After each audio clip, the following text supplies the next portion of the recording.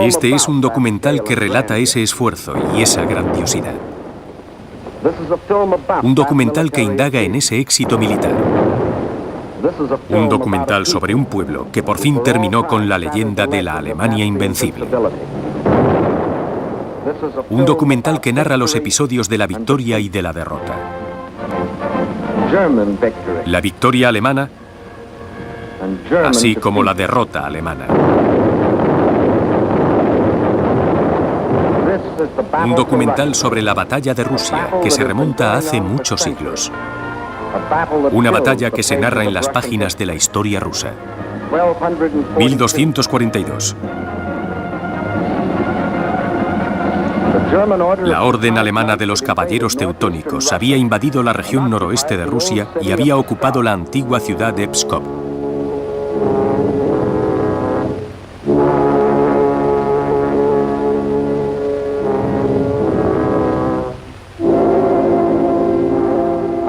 Bajo el liderazgo de su gran maestro, von Madark, los caballeros querían esclavizar a toda la población de la región, incluyendo la capital, Novgorod.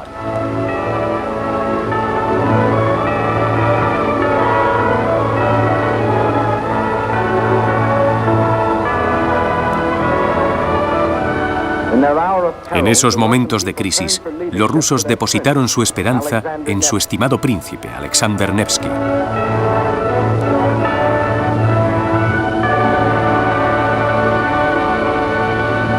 Y el 5 de abril de 1242, al borde del lago Peipus, los rusos combatieron con los poderosos ejércitos alemanes.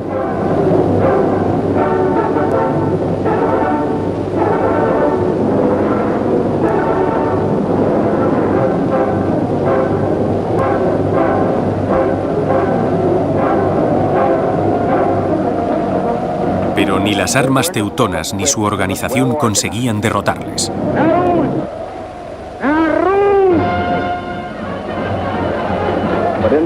Porque en su interior ardía la llama del coraje, una llama tan viva que logró atravesar la defensa alemana.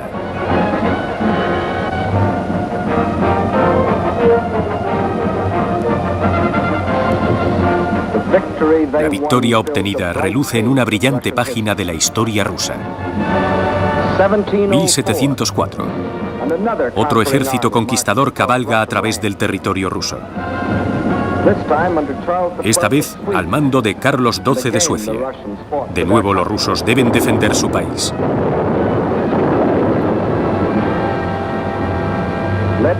Liderados por su emperador Pedro el Grande y tras 5 largos años en guerra, consiguen vencer a los suecos en la histórica batalla de Poltava.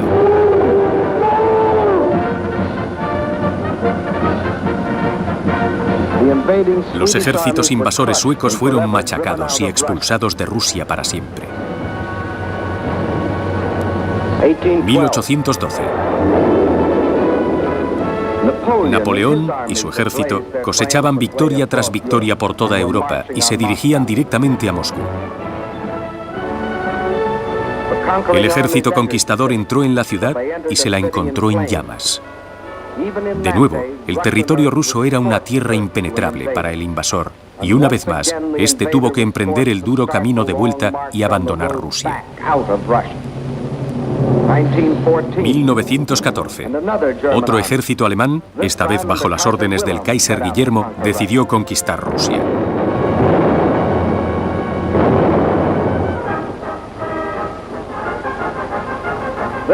En esta ocasión, el pueblo ruso, bajo el régimen del zar, no solo luchó contra las armas alemanas, sino también contra la opresión y la corrupción de su propio país. Fue la decadencia de la Alemania imperial la que evitó que Rusia perdiera Ucrania y Crimea, que habían sido conquistadas por los alemanes en 1918.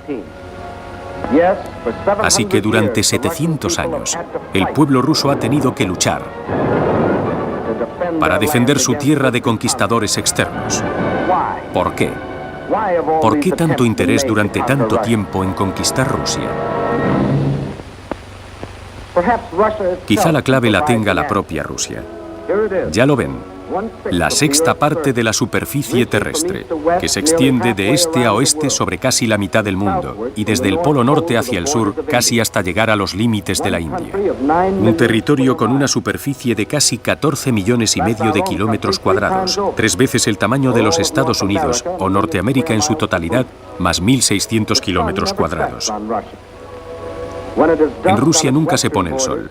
Cuando anochece en la parte occidental, que mira a Europa, está amaneciendo en la parte oriental, que mira hacia el Pacífico. Esta es Rusia, o para ser más precisos, la Unión de Repúblicas Socialistas Soviéticas. En lo más hondo de sus montañas se pueden encontrar metales preciosos como el oro y la plata. Bajo su corteza yacen enormes cantidades de cobre, estaño, manganeso y níquel, así como cromo y radio, azufre y magnesio.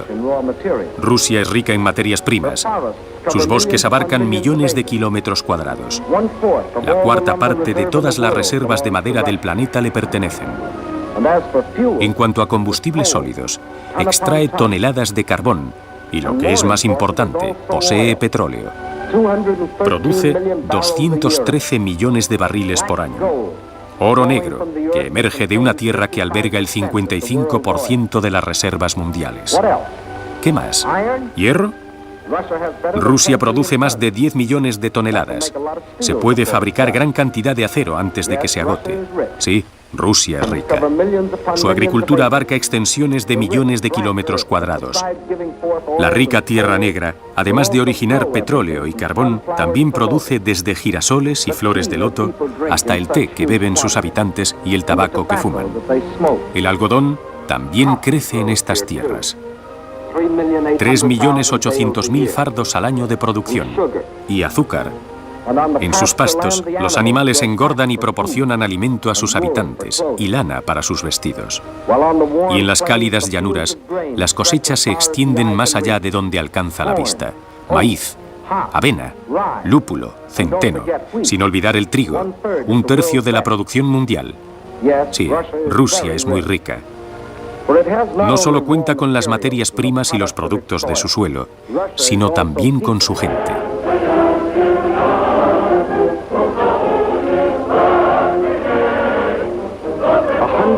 193 millones de habitantes.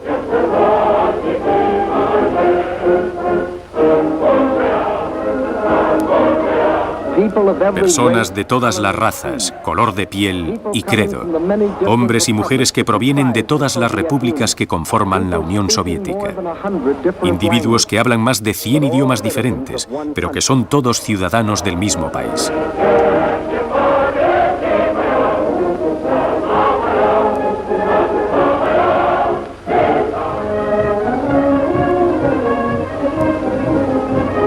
Unos son los grandes rusos, descendientes de los primeros conquistadores de esta extensa región y que fueron mayoría durante 1000 años.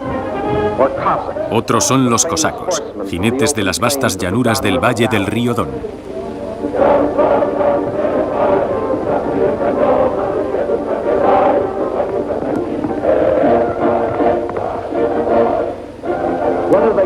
Algunos provienen del suroeste, Ucrania.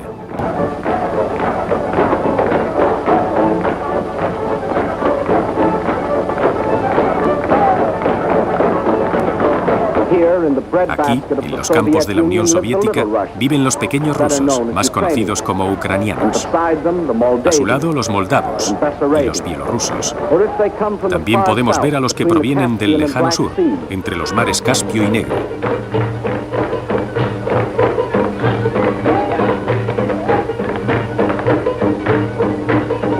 No olvidemos a los armenios y a los georgianos, a los inguses, a los cherkeses, fuertes y altos como las montañas del Cáucaso.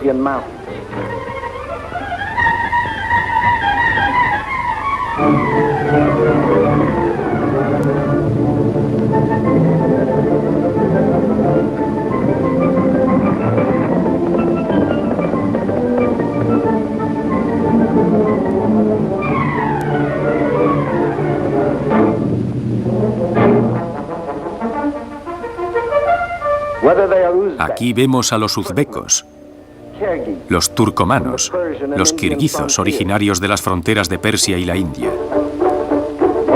los mongoles,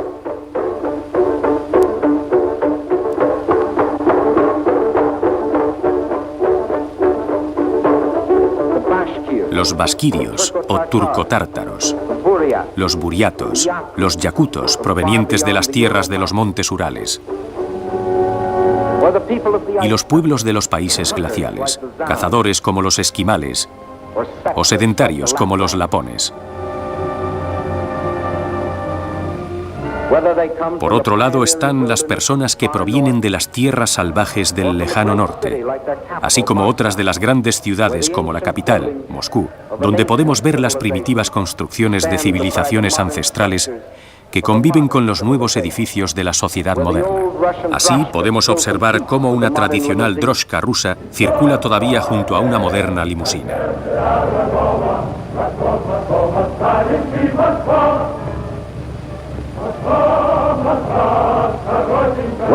Nos encontraremos con ciudadanos de todo tipo y condición.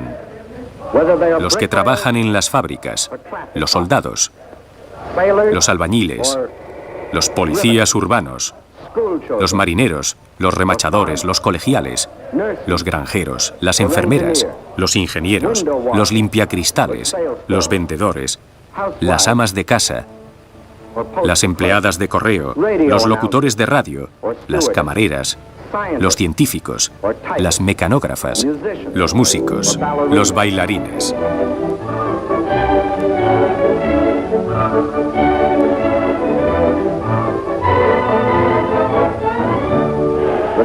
Sin importarles en qué trabajan o dónde viven, todos comparten algo en común: el amor a su tierra natal.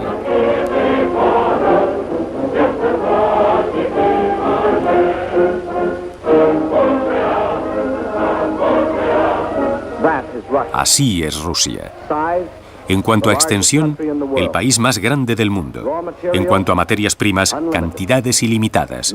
En cuanto a habitantes, 193 millones de habitantes. Por estas tres razones, todos los invasores de la historia pretendieron conquistar Rusia. Y por las mismas razones, este nuevo aspirante a conquistador escribió: cuando hablamos de nuevos territorios, debemos apuntar a Rusia. El destino nos conduce en esa dirección. Tal como hemos visto, la obsesión de Alemania por conquistar Rusia se ha ido transmitiendo de generación en generación. Y ahora, la Alemania de Hitler soñaba con conquistar el mundo. Para lograrlo solo había un camino: la seguridad colectiva. Con este propósito, en 1934 la Unión Soviética se unió a la Liga de las Naciones. Una vez dentro de la Liga, sus representantes concibieron acuerdos y compromisos para prestar apoyo por medio de la acción colectiva a cualquier nación que fuera atacada.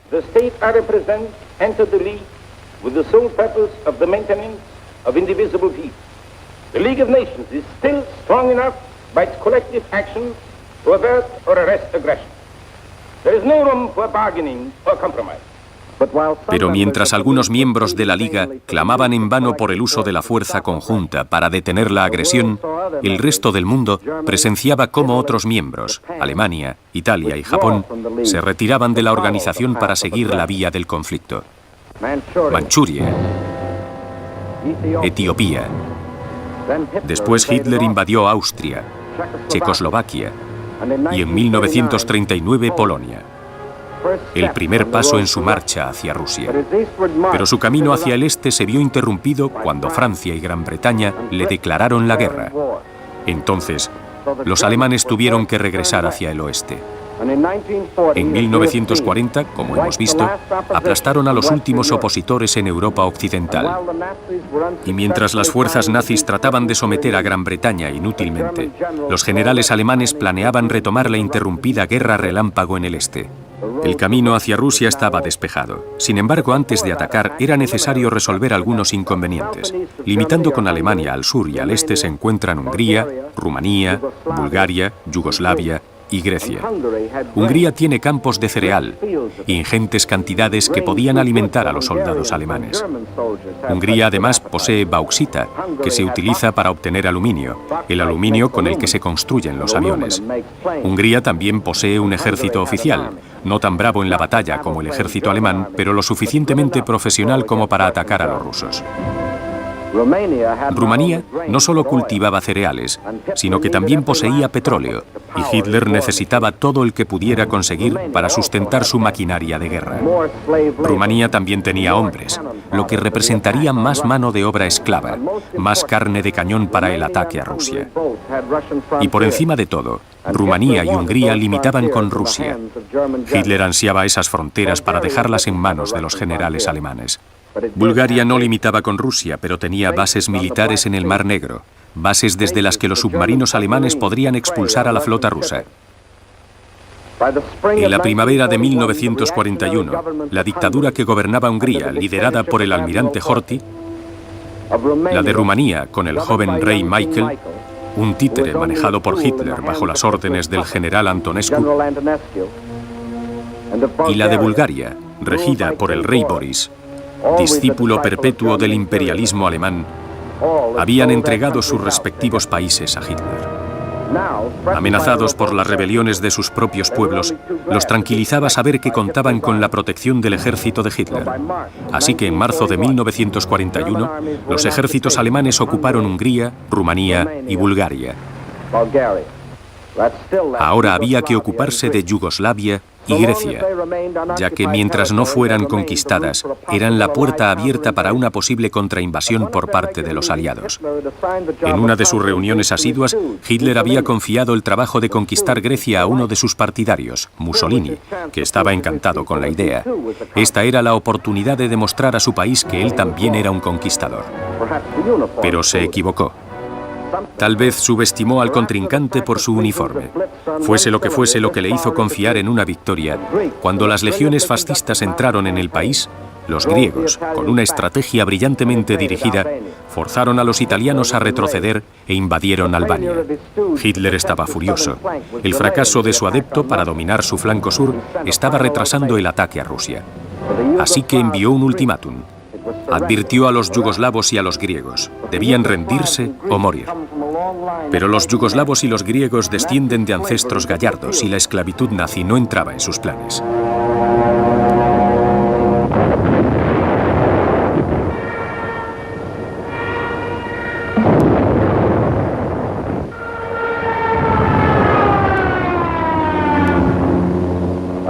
El 6 de abril, al amanecer, las bombas alemanas anunciaban a los yugoslavos que estaban en guerra con Alemania.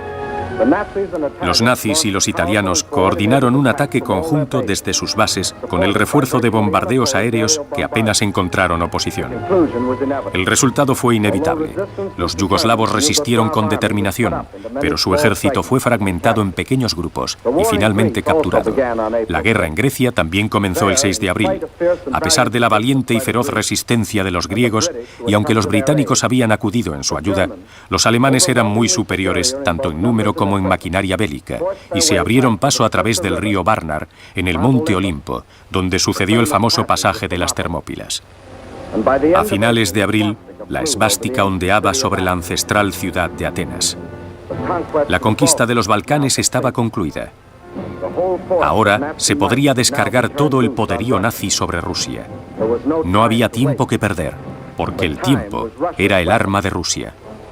Sus industrias eran recientes y habían sido concebidas con fines pacíficos, pero ahora se necesitaban para dar servicio a la guerra. En vez de utilizar el acero para fabricar arados y herramientas, ahora se utilizaba para producir armas. Sabían que su industria no daría abasto para fabricar todo el equipamiento necesario en esta titánica lucha, pero producían lo máximo que podían.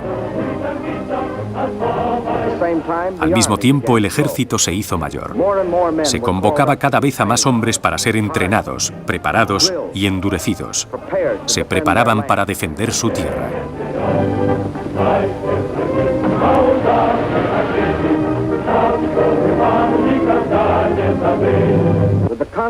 Con la conquista de los Balcanes, los nazis tenían un frente sólido desde el Mar Negro hasta el Báltico. Pero los rusos se habían preparado para amortiguar la fuerza de asalto nazi, donde quiera que se produjera el ataque. Pero ¿dónde se produciría este ataque? Cuando finalmente ocurrió, provino de 5 direcciones diferentes, más un ataque por el norte para reforzar. Llega el día crucial, 22 de junio de 1941. Al amanecer, casi 200 divisiones de avanzada, más de 2 millones de hombres, arremetieron contra un frente de 3.200 kilómetros de largo, que se extendía desde el Mar Blanco hasta el Mar Negro. Su objetivo, aniquilar el ejército rojo y ganar una batalla decisiva en la frontera.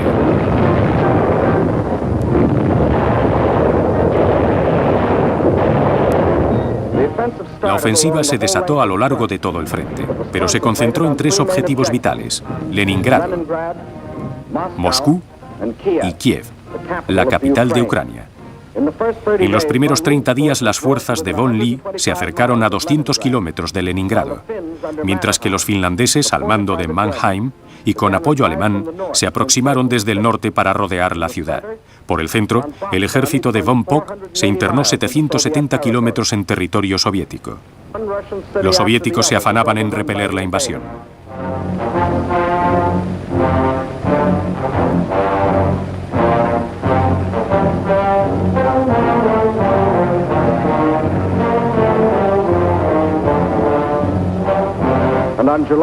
El 17 de julio los alemanes lograron su primer objetivo importante, Smolensk, la llave para entrar en Moscú. Simultáneamente, en el sur, las fuerzas de von Gusted se internaron hasta el corazón de Ucrania. La guerra relámpago estaba en su plenitud. El mundo calculaba que Rusia no resistiría más de 6 semanas y los alemanes emitieron un comunicado. El objetivo en el este se ha logrado. Smolensk es la última parada en nuestro camino hacia Moscú, Estado Mayor alemán. Pero entonces sucedió algo inusual. Por primera vez en esta guerra relámpago, el poderoso ejército alemán, que sometía de manera fulminante un país europeo tras otro, se topó con un pueblo que no cedía. A pesar de que el ejército de Hitler se introducía cada vez más en la Unión Soviética y que el 15 de octubre ya estaba prácticamente a las puertas del Kremlin, a pesar de que el gobierno soviético y todas las embajadas extranjeras debieron trasladarse a Kuibychev, a más de 1.100 kilómetros al este, a pesar de la triunfal declaración de Hitler el 3 de octubre del 41, puedo anunciar que hemos derrotado a este enemigo y que nunca volverá a levantarse. A pesar de que en diciembre 800.000 kilómetros cuadrados, equivalentes a todo el medio oeste de los Estados Unidos, habían caído en poder del invasor. A pesar de que Rusia había perdido sus mejores regiones agrícolas, sus plantas industriales más sofisticadas, millones de habitantes, miles de tanques y aviones. A pesar de todo esto, esas 6 semanas se convirtieron en casi 6 meses. Y la temida guerra relámpago nazi comenzó su agonía, se tambaleó y finalmente expiró. ¿Qué había sucedido? Tratemos de analizarlo. En primer lugar, en esta batalla colosal se enfrentaron no solo 2 ejércitos, sino 2 tácticas y 2 estrategias de lucha distintas. La táctica alemana se basaba en la bien conocida maniobra de cuña y trampa. Se introduce una cuña en lo más hondo del territorio enemigo que se encontrará en la punta con otra cuña enviada desde el lado opuesto.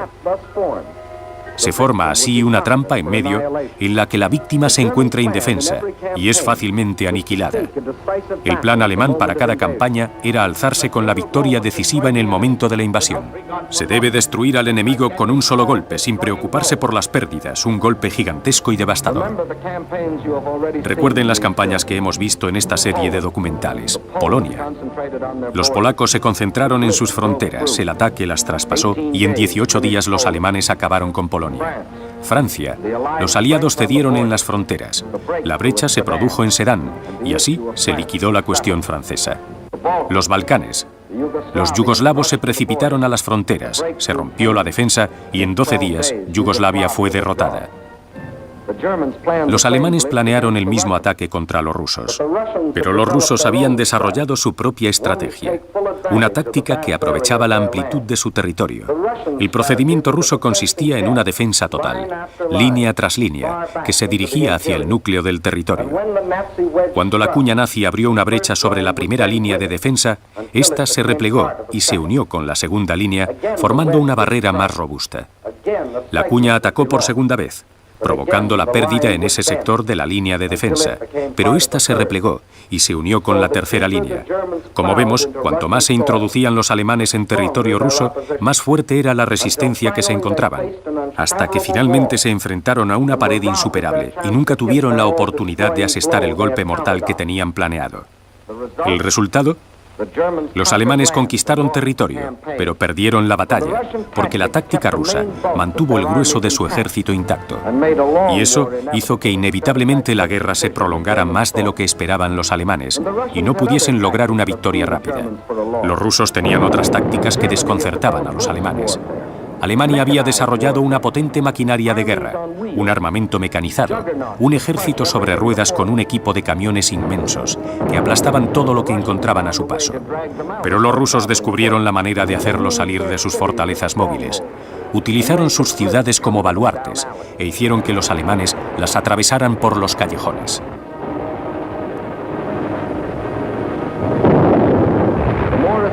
Cuantos más bombardeos realizaban sobre una ciudad, más trabajo les costaba avanzar a los tanques Panzer alemanes. Lograron que nos familiarizáramos con los nombres de estas ciudades rusas, tanto como si fueran las de las nuestras: Rostov, Kharkov, Kiev, Kursk, Smolensk.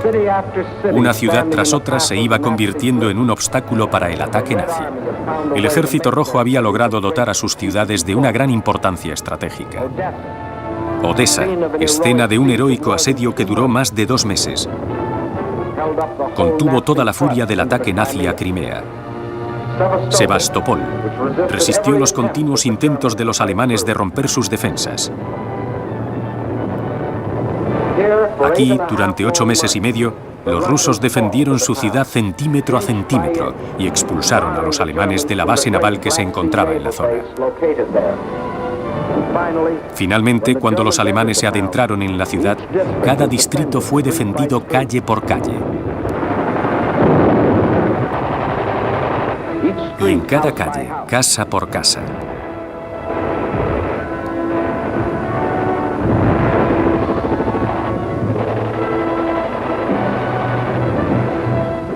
Y en cada casa, habitación por habitación.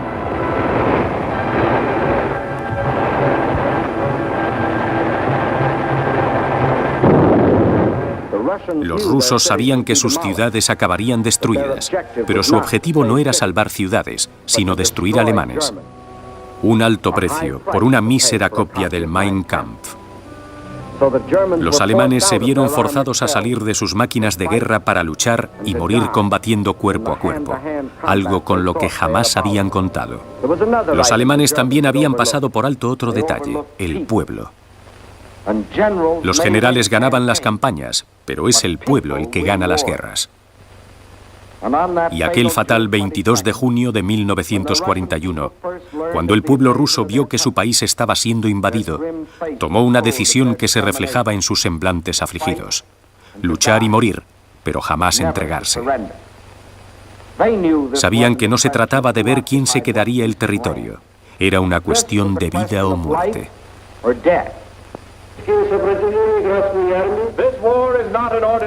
Esta no es una guerra corriente, es la guerra de todo el pueblo ruso, no solo para eliminar el peligro que se cierne sobre nosotros, sino para ayudar a todos los pueblos que sufren bajo el yugo del fascismo. Por lo tanto, se corrió la voz tanto en las fábricas como en las granjas. De cada ciudad y poblado ruso, los hombres se alistaban en masa para responder a la llamada. De ahora en adelante solo una cosa importaba: la victoria. Una guerra total significa movilización total. No se trataba de una guerra solo de soldados, era una guerra que involucraba a todo un pueblo. Joven o viejo, hombre o mujer, no había ninguna diferencia, la edad no importaba. Aunque tuviese solo 12 años, había alguna tarea adecuada a esa edad. El sexo no importaba. El que pudiera sostener un arma era un soldado. El que pudiera trabajar con un torno era un soldado. El que pudiera recoger la cosecha era un soldado. El que pudiera manejar una locomotora, un barco, un tractor, también era un soldado. Porque todo lo que una persona pudiera hacer era parte de la guerra total. No se abandonaba nada que el enemigo pudiera utilizar. Ni un metro de alambre, ni un kilo de hierro, ni una hectárea de trigo, ni una cabeza de ganado. Los ancianos vigilaban los campos, listos para prenderles fuego al primer indicio de la presencia del enemigo. Todo se quemaba. Lo que no se podía llevar debía ser destruido. Esto incluía las fábricas, los cultivos, los depósitos de petróleo. Las llamas lo arrasaban todo. El gigantesco embalse de Zapirocía, en el que se habían empleado no solo acero y hormigón, sino también 5 largos años de trabajo y sudor para llevar el milagro de la electricidad a las granjas y al pueblo de Ucrania, ahora había sido destruido antes de permitir que la electricidad fuera útil al enemigo. La tierra abrasada. Tierra en la que habían vivido, en la que habían trabajado. Sus bosques, sus campos, sus granjas eran pasto de las llamas, pero jamás servirían al enemigo. Aquella tierra fue abrasada. Además, detrás de las líneas alemanas se estaba creando una nueva milicia, un ejército sin uniforme, cuya morada era el bosque y cuyo frente la retaguardia enemiga. Un ejército de guerrilla, un mínimo de gloria y toda la precisión. Sus logros raras veces eran conocidos. Nunca los verán como prisioneros de guerra, ni leerán sus nombres en las lápidas de los héroes. Por delante solo tenían la horca y el horror, pero permanecían en la retaguardia y seguían luchando. Su único objetivo era la destrucción de las vías de comunicación, las de abastecimiento, destrucción del mismísimo enemigo. Sus armas eran la dinamita y el terror del factor sorpresa. No imploraban piedad, ni la ofrecían.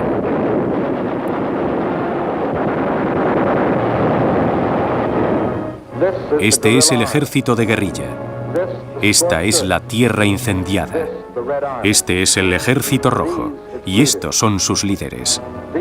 La aplastante realidad es que aunque los alemanes conquistaron territorio, 800.000 kilómetros cuadrados, solo era tierra. Tierra yerma, tierra incendiada.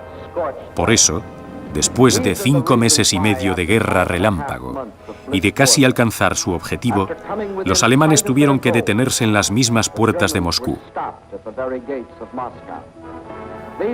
Aunque Hitler había asegurado que antes de diciembre la esvástica ondearía en las torres del Kremlin, diciembre había llegado y la esvástica no ondeaba sobre el Parlamento ruso. Y tampoco eran los invasores nazis los que marchaban por las calles de la antigua ciudad, sino las nuevas reservas del Ejército Rojo. Esta era la situación de la invasión alemana a Rusia en diciembre de 1941. En el siguiente documental, la segunda parte de la batalla de Rusia, veremos no solo cómo los rusos se defendieron contra el ataque del invasor alemán, sino también cómo demostraron que no hay ejército invencible cuando se enfrenta a un pueblo libre y unido.